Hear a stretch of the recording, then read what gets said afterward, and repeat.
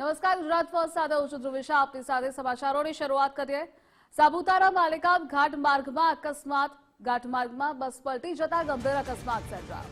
અકસ્માતમાં 5 લોકોના મોત થયાના અહેવાલો છે.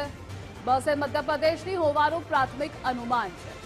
40 જેટલા ઇજાગ્રસ્તોને હોસ્પિટલ ખસેડવામાં આવ્યા છે. તો અકસ્માતની આ ઘટનાને લઈ સાપુતારા પોલીસ ઘટના સ્થળ પર પહોંચી છે.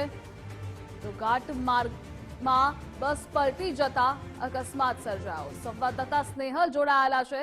સ્નેહલ, આ અકસ્માતને અપડેટ શું છે?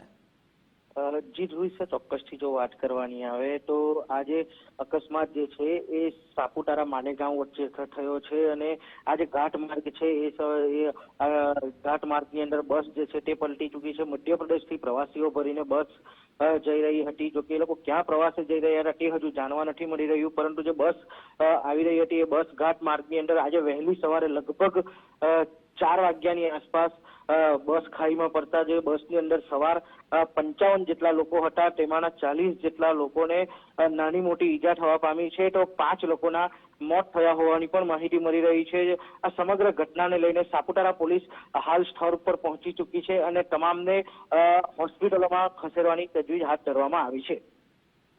જી સ્નેહલ, જોડાવા બદલ આભાર આપનો.